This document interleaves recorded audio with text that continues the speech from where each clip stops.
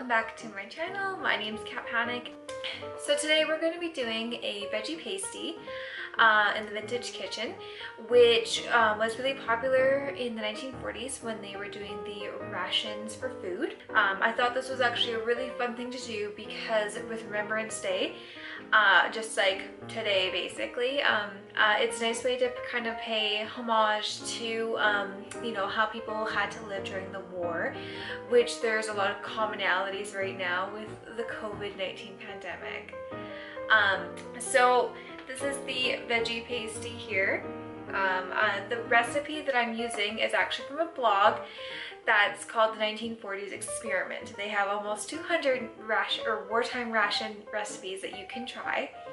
And they also give you the exact wartime rations in the UK, so you can also try to live just like they did during the Second World War. So I want to give a special shout out to the 1940s Experiment. I will link them down below. They're a super cool blog that I've been following since the quarantine. I've actually tried a few of their recipes because they were so fun, and I thought it was just really cool to try out these minimalistic yet pretty tasty recipes. A lot of them are vegetarian and vegan, or they can be easily made vegetarian and vegan. And yeah.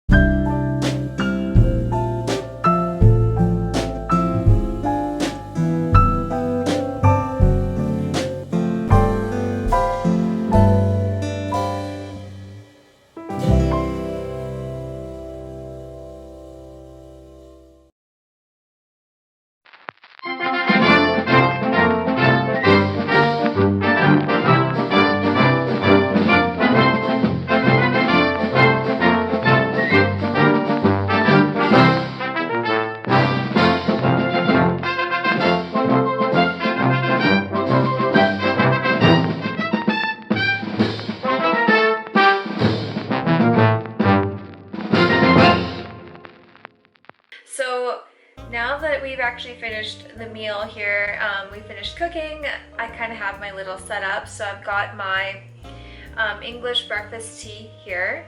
So we were given 2 ounces a week of tea. So this is probably just about 1 ounce in this cup. I have my salt and pepper, and I have my 1940s vintage radio. Let's try this out.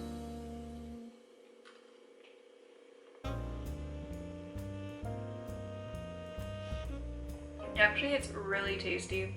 I enjoy making this one all the time. I made it for my stepdad, I made it for friends. It's actually really easy to refrigerate this or even freeze it and warm it up for like at work or a different day to even just like kind of meal prep for the future. And it is nice because it is technically vegan unless you want to use real butter like I did. With the gravy, you can use like just a mushroom gravy. I just used a pre-packaged gravy that I had like kind of laying around. But yeah, super easy thing to do and an easy, just like an easy meal.